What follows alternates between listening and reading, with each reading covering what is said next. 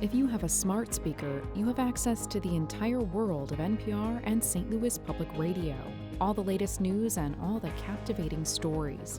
Activate our voices with yours by telling your smart speaker to play St. Louis Public Radio. It seems that State Representative Greg Razer is involved in every public policy area that's up top of mind this session. He's on the House Budget Committee, the House Higher Education Committee, and a task force that deals with transportation needs. Now he's on the Politically Speaking podcast to talk about his busy session and the 2018 election cycle. The Kansas City Democrat is coming up next, so let's hit the music. This is the Politically Speaking podcast, a candid conversation with the Show Me State's biggest political newsmakers. I'm Jason Rosenbaum. And I'm Joe Mannies.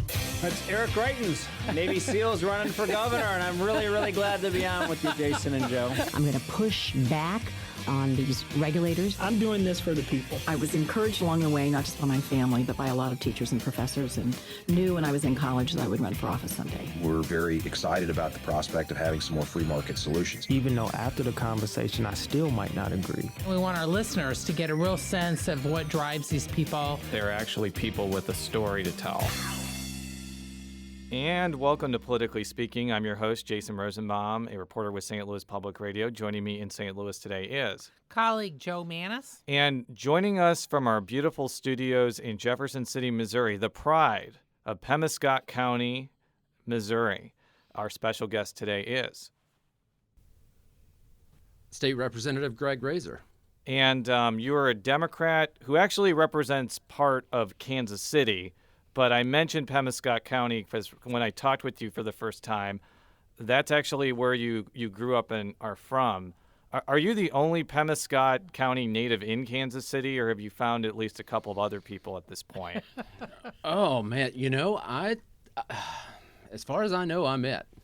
Wow. Somebody will hear this and know of someone else, but I'm fairly confident I'm the only person from Cooter, Missouri, in Pemiscot County that currently lives in Kansas City. Yeah, and for full disclosure, I've actually driven past Cooter, Missouri on my way to Little Rock, Arkansas. How do you spell that? Exactly how you think. Cooter.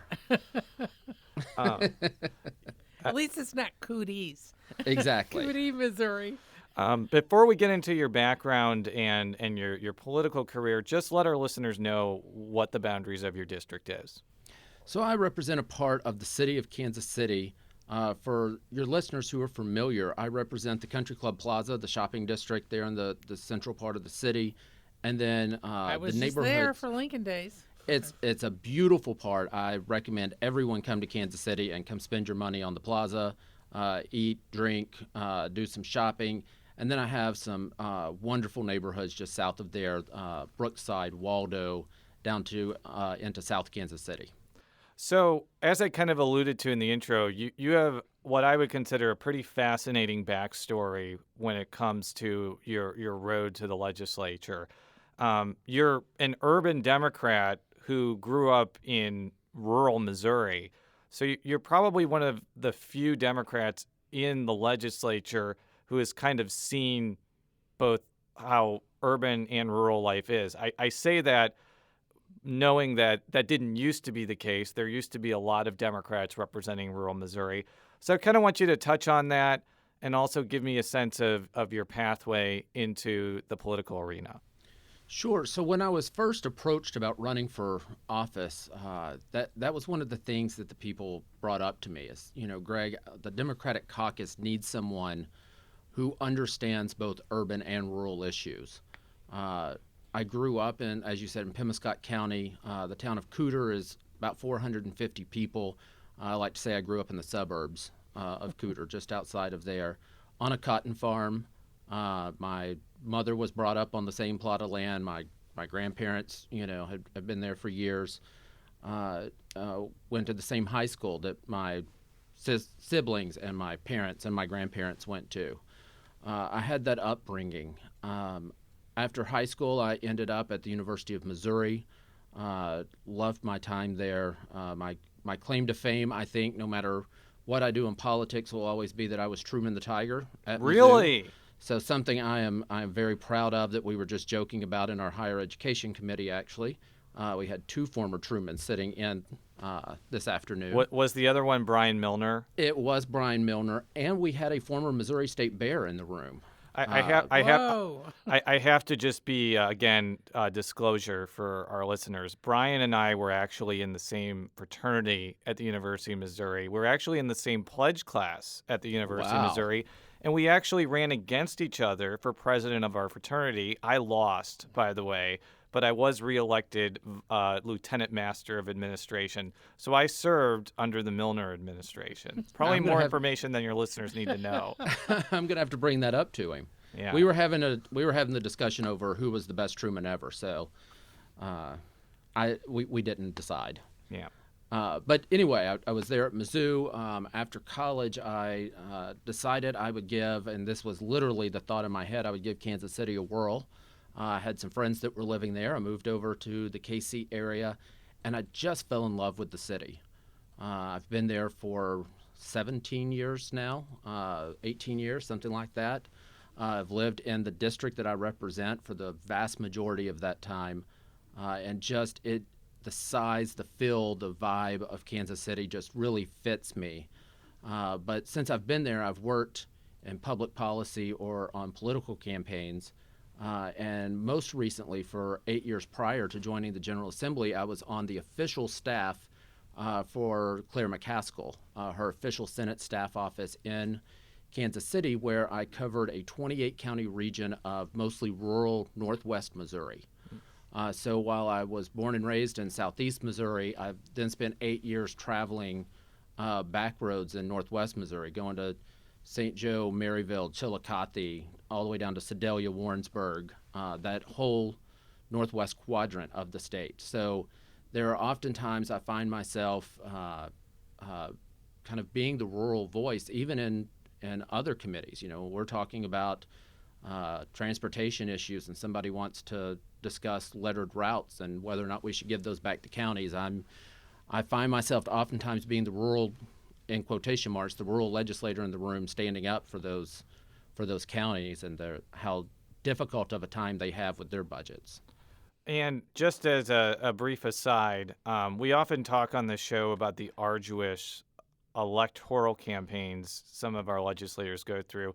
The interesting thing in your case was when Jeremy Lefevre said he wasn't going to run again, and this was a district where there had been competitive primaries in the Democratic field to become a state legislator. You were the only candidate, I think, in either party that ended up signing up for this seat. I believe a similar thing happened with Kip Kendrick when he ran in 2014. Was that surprising to you, or were you just so incredibly popular in Kansas City that you knew that you were going to have an unopposed election?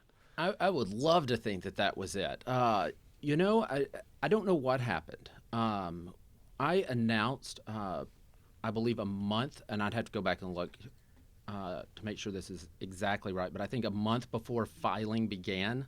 So I want to say people had a month or two. It wasn't like, I announced the day before filing ended. There was no tricks there.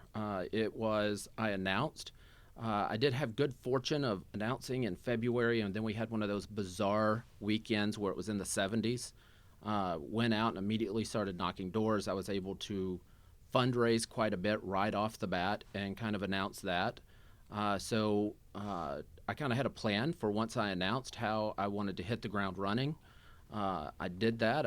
I made a lot of friends, met a lot of people, and thankfully was able to survive that really tough election campaign. Very, very tough. Well, we're going to delve into politics later in the show again, but what I want to do now, as is customary when either Joe or I do a feature, is I'm going to play for our listeners and our guests a feature that I did last week on the debate over tax cuts in Missouri, and then we're going to use that as a springboard to talk about that issue, which is top of mind in the General Assembly. Greitens made tax cuts the centerpiece of his State of the State speech, which was overshadowed by his admission that he had an extramarital affair before he was governor. The Republican chief executive hit the road this week to promote his proposal, which, among other things, cuts income and corporate taxes. It is a bold plan. It's going to reduce taxes on 97% of Missourians, and that's what we want to do. We want to cut taxes for the people of Missouri. To be sure, Greitens' standing with the legislature was shaky even before the infidelity revelation. But some GOP lawmakers are interested in tax cuts. For instance, Republican Senator Bill Eigel of Weldon Spring put forth his own plan before session started that gradually lowers Missouri's income tax. So I think there's a compelling message that as we move away from the income tax, what will start to grow is our population. And as our population grows, that's going to broaden the tax base that we're drawing from in the first place. I think that's the best thing we can do. Since Republicans have huge majorities in the House and Senate, getting a tax cut passed should be a piece of cake, right? Well, that's not how Senate President Pro Tem Ron Richards sees things. The Joplin Republican represents a district close to Kansas. That state instituted a string of tax cuts in 2012 that were financially detrimental. I like low taxes too, but I'm going to be very careful to make sure that we're not endangering this institution, this building, the taxpayers, after I'm gone, beyond repair. Kansas's tax cuts blew such a big hole in that state's budget that lawmakers there ended up having to raise taxes. But it's not just Kansas's tax-cutting spree giving lawmakers here pause. Missouri legislators are looking at steep budget cuts for the second consecutive year. Democratic State Representative Crystal Quaid of Springfield contends that years of business and income tax cuts led to Missouri's financial woes. You know, there was a lot of fights last year around in-home services for seniors and folks with disabilities. Higher ed took a really big cut. There were a lot of cuts that a lot of folks were really upset about. And you add even more tax cuts to that, then it's concerning of what else is to come. In response to concerns about how their plans could adversely affect the state's budget, Eigel and Greitens have pointed to how their tax cuts are paired with getting rid of popular tax breaks. Both proposals would in some ways pare down Missouri's federal income tax deduction. Greitens' plan would also remove a 2% discount that businesses get for paying their taxes on time. And Eigel's plan would raise the state's gas tax. I think that if ever there were a time to talk about tax reform and to move forward with tax reform, it's probably now. If you look at what our colleagues at the federal level were able to accomplish, certainly if you can make progress in Washington, D.C., I think we can make that progress here in Jefferson City. Yet, if any tax cut plan results in a big revenue drop, lawmakers may not have many options to reverse it. As House Minority Leader Gail McCann Beatty noted, the state constitution makes it very difficult for the legislature to pass tax hikes. Most have to go up for a statewide vote. The difference in Kansas is when they realized that they made a mistake, they simply reversed it. We don't get that option here. We have to go back to the vote of the people in order to reverse it. And so we could really be leading ourselves down down a rabbit hole that we may not be able to recover from. Before even getting to that point, though, lawmakers actually have to send something to Greitens' desk. Given the uncertainty over the governor's political standing and the state of the Missouri budget, it isn't a sure thing that will happen before session ends in May.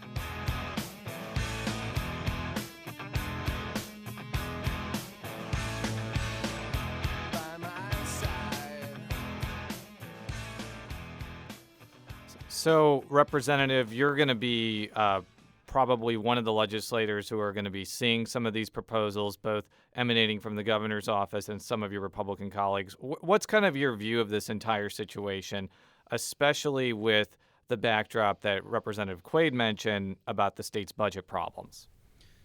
So if you look at our state right now, we're at 3.5% unemployment. They might not be the greatest jobs that everyone has, but people by and large have jobs. The economy by and large is doing okay, yet we are stuck in a self-induced budget crisis in Jefferson City. We have not seen the full effects yet of Senate Bill 509 from a few years ago.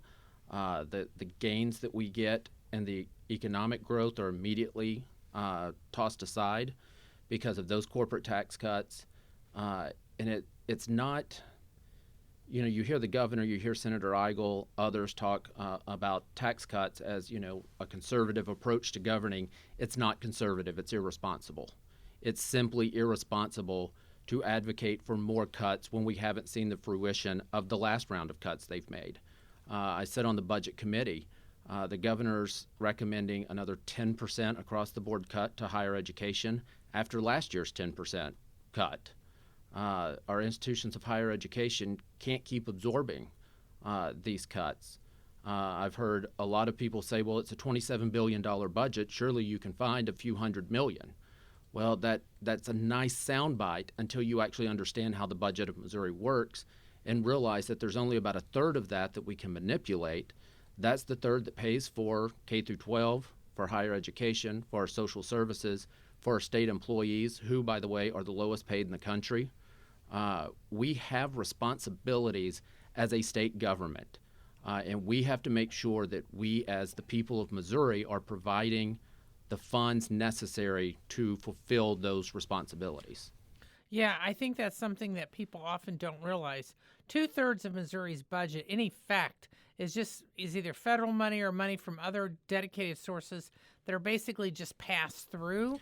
Which I think a great example is the gas tax. Right. We cannot take the gas tax money and use it for something else. So that's part of that $27 billion, but it can't be used for something else. So I'm sorry, I didn't mean to interrupt you. But No. This is terrific, but because I think many people like, oh, there's all that money, you got to be able to come up with it. Well, most of it, the General Assembly and the governor have very little control over it. Yes. So as was kind of mentioned in the story, especially the governor's plan does include some things that actually Democrats have been pushing for a while. For example, it pares down the federal income tax deduction. Senator Eigel's plan, I think, completely gets rid of it from what I understand. And it also gets rid of the 2% discount that businesses get for paying their taxes on time. And I think that there are a couple of other things that I've heard your Democratic colleagues at least speak favorably of in the past. So what's kind of your thought that these ideas are actually being incorporated into some of these Republican tax cuts? And conversely, do you actually think that they'll make it to the legislative finish line? Because I'm sure there's also some opposition to those ideas among the Republican majority. Well, I mean, first of all, I would say even a bad idea is going to have a silver lining here and there. So I'm sure, we delve into these two different proposals, the Greitens tax plan and the Eigel tax plan, that, yeah, I'm sure I'm not going to disagree 100% with everything that's in the bill. But let's take, for an example, the 2% early filing discount that businesses get.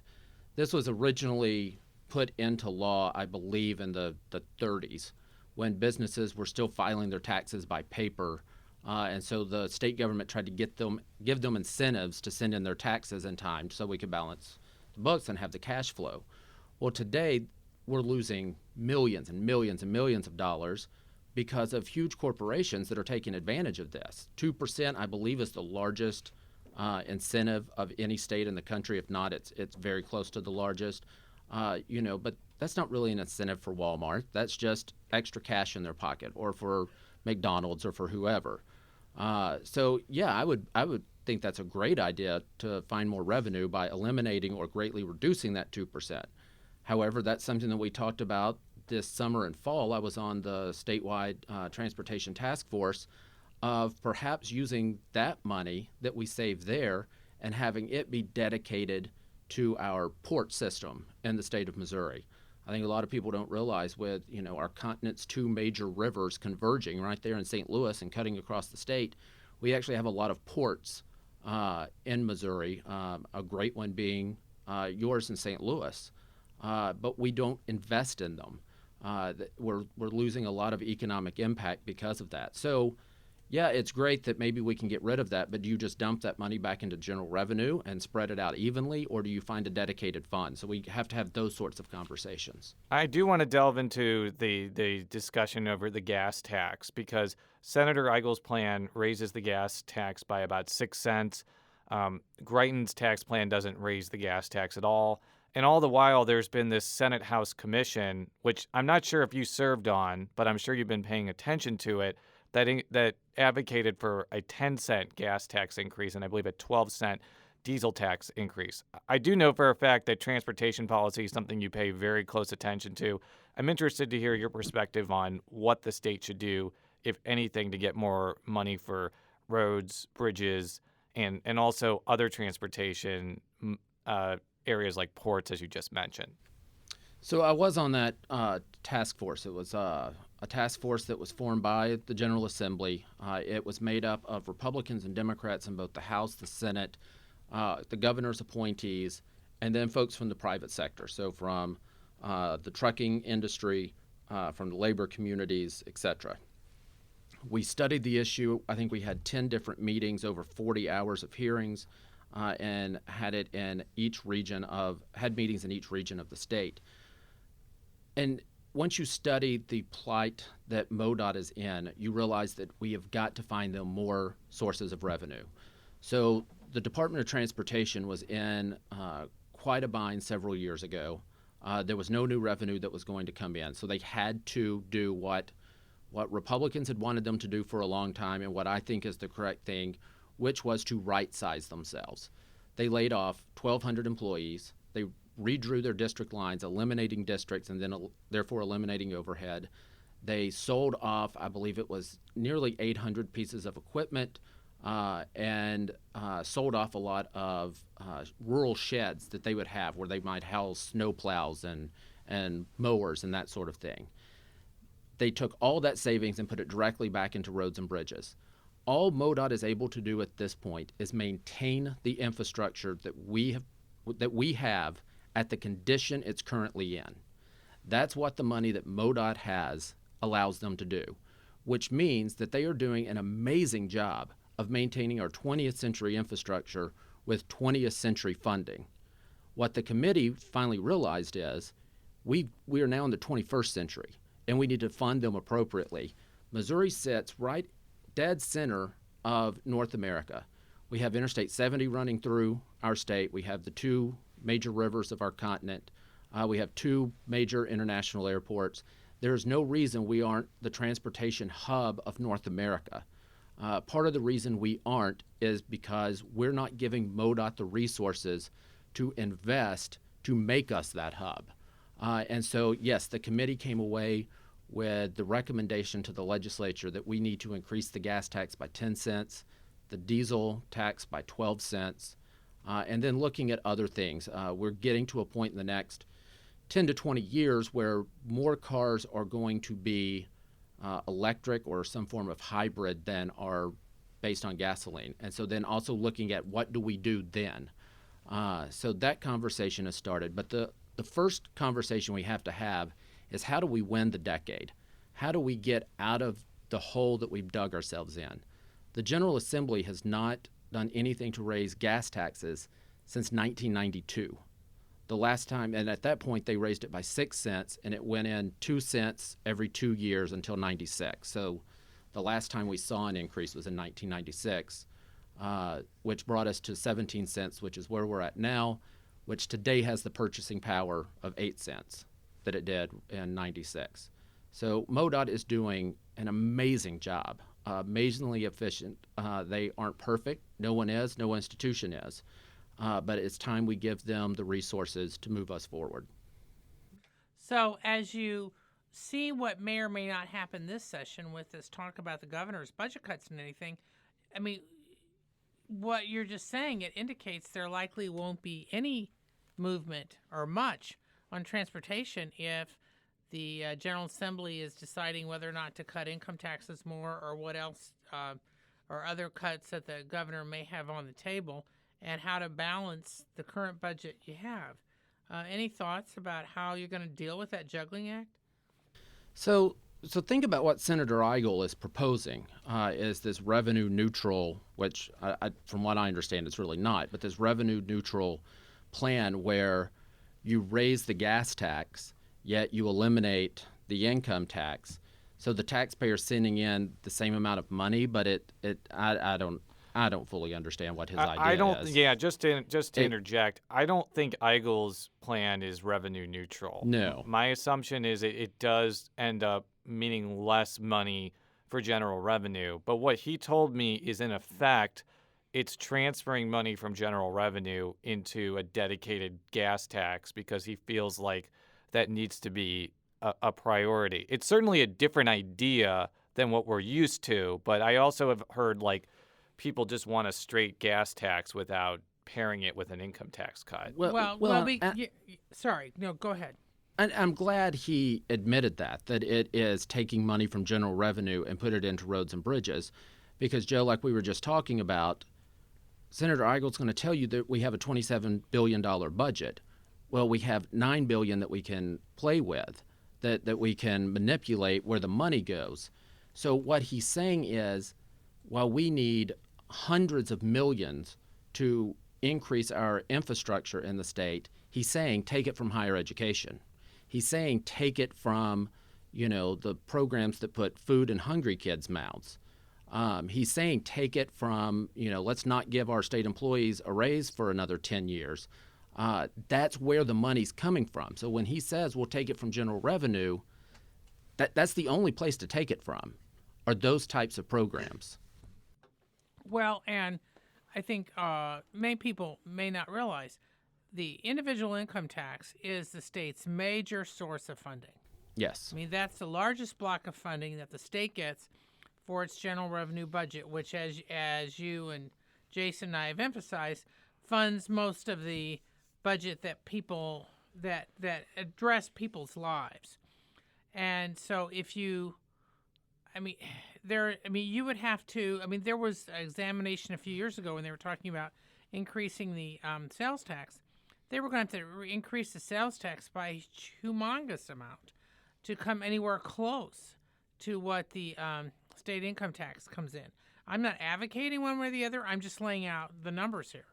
So when the governor proposes cutting the income tax further and doing some other things, how receptive do you think the General Assembly is going to be? Are they going to discuss it but not do anything, or discuss it and do something? I know you're part of the minority, but at least you should probably have somewhat of a handle on where you think things are going to go. I get the sense that there's going to be a discussion. I don't get the sense that any of these plans are going to become law this year. I get the sense, and this is just my gut sense that I'm feeling around the building. This is my second year as a legislator. Last year, the majority party was gung-ho. They'd just taken complete control of government. They still have complete control of the state government. They can do whatever they want. And they were ready to use that power. This year, after the governor's scandal, I feel like the air's been let out of the tire. I'm not sure that there is really the stomach to go after something this big and this dangerous for the state. The western boundary of my district is State Line Road. So Kansas literally just sits on the other side of the street. We had a first-hand look at what this looks like in Kansas.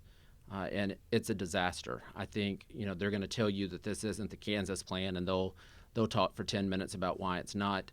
I think the reason it is what Governor Brownback did in Kansas was take a bandage and rip it off all at once. What they're trying to do here is keep you from noticing by pulling hair by hair off your arm as they pull it out. But at the end of the day, the goal is the same, and the outcome's going to be the same. Before we get into issues and legislation that you're personally advocating for, I do want to touch on how the legislature has operated since the aforementioned scandal you mentioned. For our listeners who don't know, what the representative is referring to is the admission from the governor that he had an extramarital affair before he was governor. He has denied allegations that he committed blackmail in order to keep the woman quiet about the infidelity.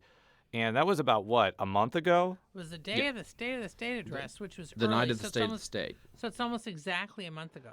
Time has flown by, but there's still kind of this hazy cloud of that entire situation over the legislature, even though I think the coverage of it has died down considerably. At this point in time, how do you see that affecting kind of the flow of major priorities in everyday legislation? So much of what was pushed last year, I felt like it was the governor's agenda. Now, keep in mind, I'm a member of the minority party, so they're not letting me into the decision-making rooms as far as what the priorities are going to be. I get the sense, though, that there's a little bit of a rudderless feeling going on. Having said that, and I've told them both this personally, and I'll say it publicly, I think Speaker Richardson has done a fantastic job. He's been very fair in how he's run the House. I vote against him 90% of the time, but I have a great deal of respect for him. And the same goes for Chairman Fitzpatrick, who is the budget chairman.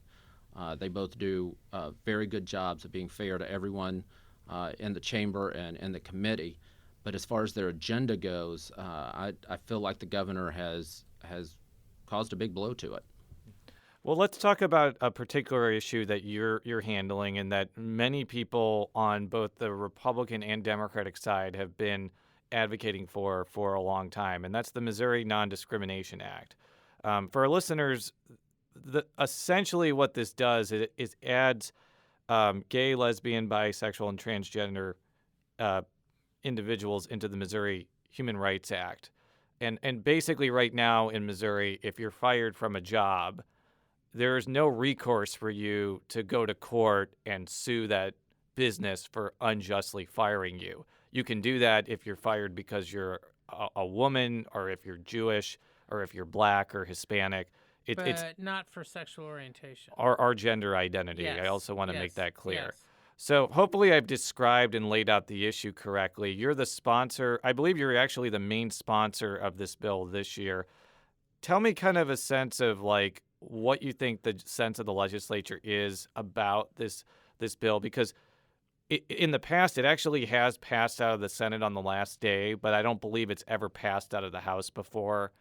And I know that it may seem difficult to pass out because it may seem like an issue that Republicans are opposed to, but I've also seen over the last few years more and more Republicans get behind this idea. With that as a backdrop, what is the lay of the land on Mona right now? So the Missouri, I want to clarify one thing. The Missouri Non-Discrimination Act, you're correct. It adds LGBT people to the state's human rights statute, which protects in housing, employment, and public accommodation.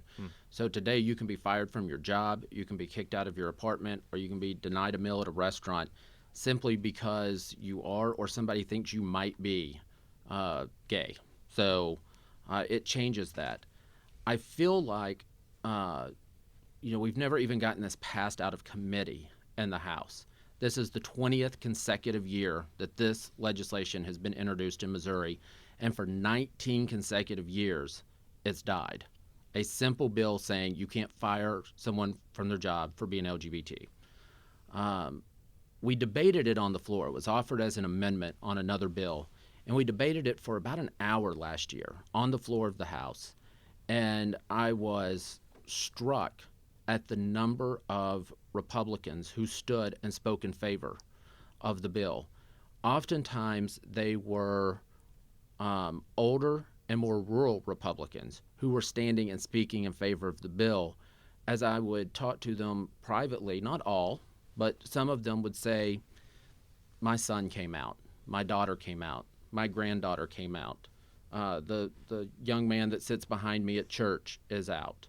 And I'm they might say I'm 70 years old, and for all my life I've thought this was wrong, and now I've met someone and I realize, they're no different than anyone else. And so I think the process of coming out within the LGBT community has really started to change, and I hate to use this phrase, hearts and minds, and we're seeing that. I'm hopeful that the Speaker is going to refer this bill. So I have sponsored it, so has Representative Tom Hannigan from St. Charles. I think we're going to try to present this together, and I'm hopeful we'll get that referred to a committee soon, and then get it out of committee and get an up or down vote on this on the House floor. I think we could get this passed this year. What is the main reason why it hasn't been passed yet? I mean, one possibility is, from the policy angle, Republicans may not want to add a sexual orientation and gender identity because they're fearful it will cause more lawsuits. I've also just heard that some Republicans are just not comfortable with the LGBT community.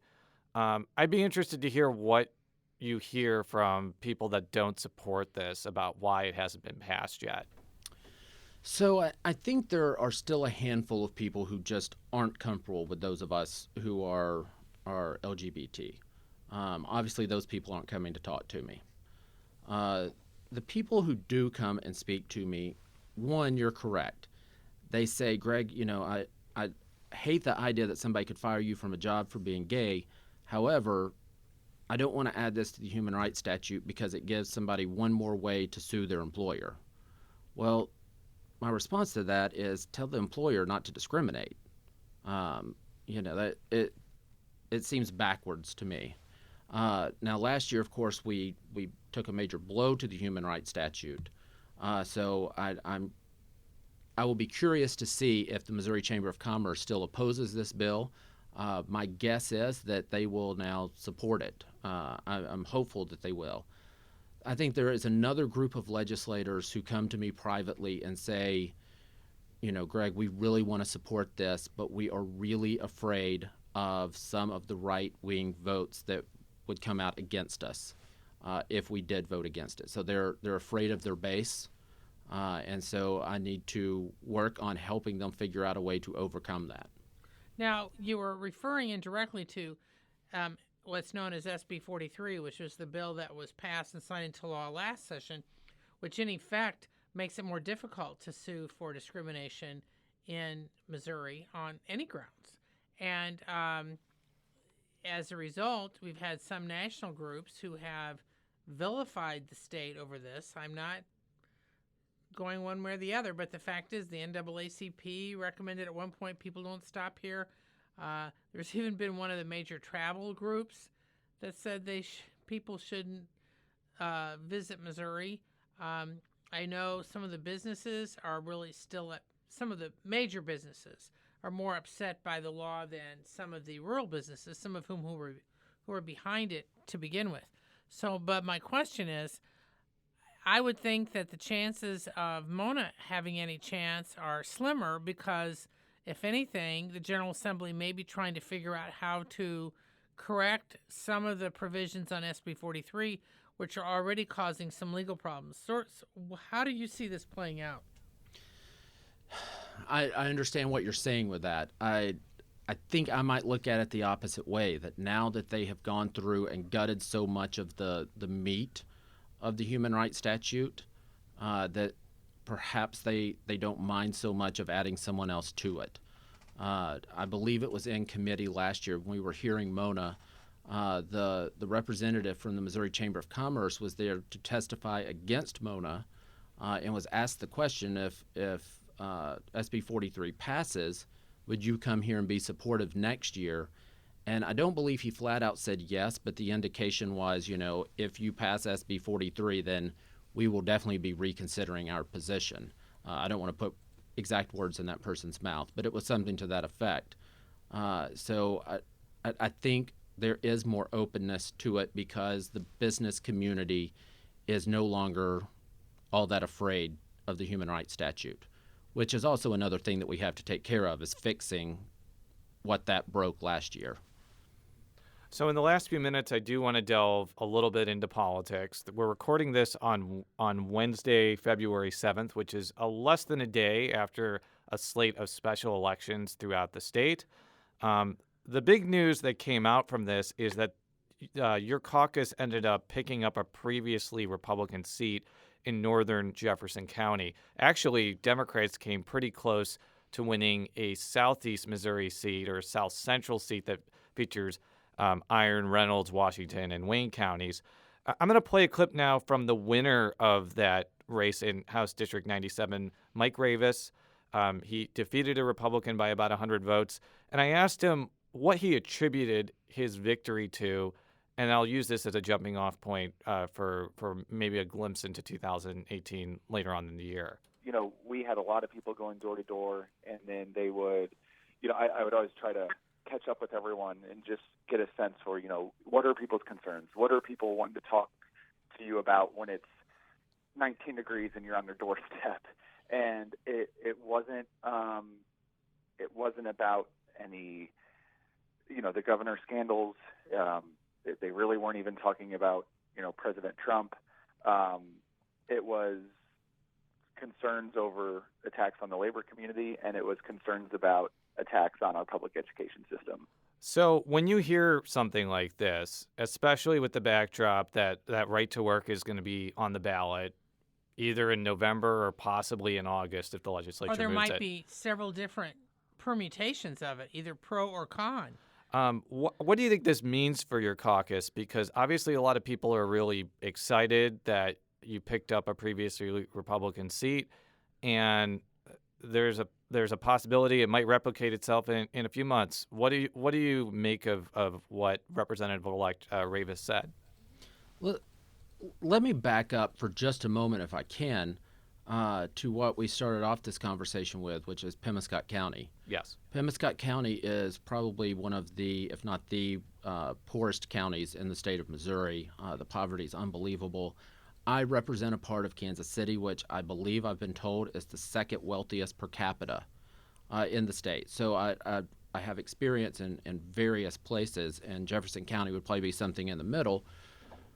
And I hear the same thing when I go home to visit family in Pemiscot County, when I'm at my home in Kansas City. People are concerned about these cuts to higher education. People are concerned if they're going to have a job. People are concerned that the roads and bridges are crumbling right beneath our tires, and they want real answers. And the issue is, and what we as Democrats have to put forward, is that the extreme right within the Republican Party has complete control of the state government. And if we're ever going to get to a point where we can have good, reasonable conversations in Jefferson City and find good public policy, we have to bring some balance back to Jefferson City. We need that balance. We need all those voices to be heard. Within our own caucus, we need more rural Democrats. We need more conservative Democrats. Within the Republican caucus, I wish they had more moderate Republicans. I spent 8 years working for Claire McCaskill, and I've learned the importance of being moderate in the state of Missouri, which is something that I try to do. You talk about enthusiasm for campaigns. If we're looking ahead to November, Right to Work's going to be on the ballot. Senator McCaskill's going to be on the ballot. We're going to have a slew of Democrats contesting in House races across the state that we haven't contested in a long time. And I think the enthusiasm's on our side. One of the numbers I would point at, so fundraising numbers in that United States Senate campaign came out a week or so ago, and everybody focused on the dollar amount. Josh Hawley raised, little under $1 million, $900,000, and Senator McCaskill raised $2.9 million. The more important thing is that Hawley raised his $1 million from 1,500 people. Claire's money came from 100,000 individual donors, $2.9 million from 100,000 people. That shows the enthusiasm gap between Democrats and Republicans this cycle. And so we have to make sure that we keep our base motivated, that we go out and we also talk to those folks who are middle-of-the-road voters who just want government to work and to do what we're supposed to do and stay out of their lives, and say, we've got to have some balance in our government. And I think that's why you see Mike winning last night and that primary, while we almost picked up the Southeast Missouri seat. This has to happen. This balance has to happen. I want to shift gears a little bit to Senator McCaskill's reelection, which I know you're following very closely. Mm-hmm. What I think she needs to do is three things. She needs to have very good turnout in St. Louis, Kansas City, and to some extent Columbia, although I know Boone County is more Republican than it used to be, but she's typically done well there. I think she also needs to get between 35 and 40% in rural counties. And I think that she needs to compete, if not outright win, in places like Jefferson County. And I'm mentioning that she has to win Jefferson County. I think so too. And I'm mentioning all this is because this is how she won in 2006. I don't really look at 2012 as a template, because I'm sure people want to say that Hawley is Aiken, but if he still has all the third-party money behind him, it's going to be very similar to 2006, where it's going to be two well-funded candidates running against each other. Senator McCaskill probably, I don't want to say better than everybody, but probably better than most of your Democratic colleagues.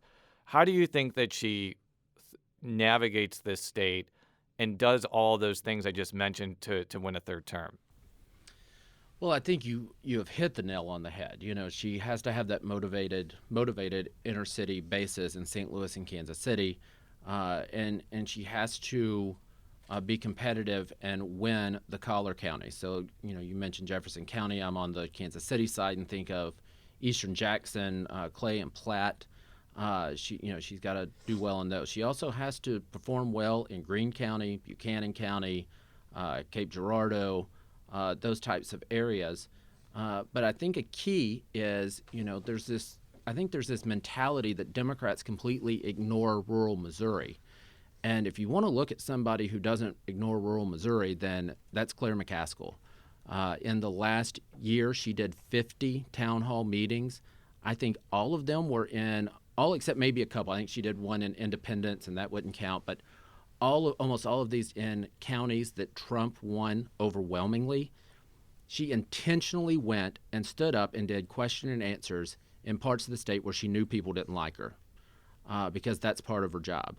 So she's out there, a senator doing that. She's going to be out there as a candidate doing that. And people who take Claire lightly or think that Josh Hawley is going to walk into this seat, I don't think know Claire McCaskill very well. She's tough. She is hard-nosed. She is an excellent campaigner. She's even a better United States senator. And it was, I'm biased because it was an honor to work for her for 8 years.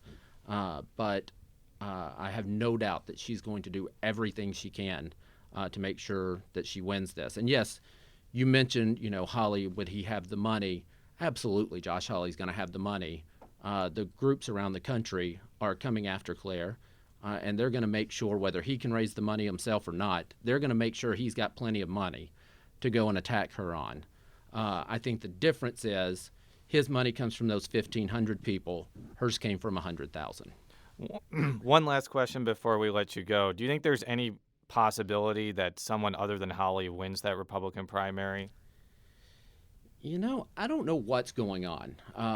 You know, I don't run in that circle. But, you know, you hear Ann Wagner's name come up. You see former Senator Bond expressing frustration with the Attorney General, and then Talon having to come out to his rescue the other day. I'm not sure what's going on, and I'm not sure, you know, the Republican leadership knows what's going on in their party right now. Well, candidate filing doesn't begin for about a little under 3 weeks, and then it runs for about a month, so then we'll have a decent idea about who's running and who's not. And we're going to know. But yeah, I think some call it buyer's remorse. Some just think there's kind of second guessing going on because Missouri will be one of the states that will determine whether the Republicans or the Democrats control the U.S. Senate. I mean, that's the upshot of all this. There was some remorse that, you know, in the past couple of presidential elections, Missouri hasn't been seeing that influx of money, especially from the Democratic side, coming in. And, you know, I hear my constituents talk about, man, I wish we were getting paid more attention. People are about to get just be flooded with television ads here in a few months for both of these candidates. And I think it's important to point out, and Senator McCaskill says this all the time, there are going to be those third-party ads, you know, the committee for mom and apple pie, and whether I'll say just what Claire says, whether those committee ads are for or against her, ignore them, because you don't know who they are and you don't know where their money's coming from or what their agenda is. So whether those ads are for or against it, if it doesn't end with I'm fill in the candidate's name and I approve this message, then ignore that commercial. And there'll probably be a lot of those types of ads for the next few years in the in this post-Amendment 2 universe, but that's a discussion for another day. Absolutely. We want to just thank you so much for this great conversation. For all of our stories, stlpublicradio.org. Follow me on Twitter at Jay Rosenbaum. Follow Joe on Twitter at Jay Mannies. That's JMANNIES. And how would people be able to follow you either on Twitter or any other part of the World Wide Web? They can follow me on Twitter at Greg Razer. It's spelled R-A-Z-E-R. And then just find me on Facebook. Very good. We'll be back next time. Until then, so long.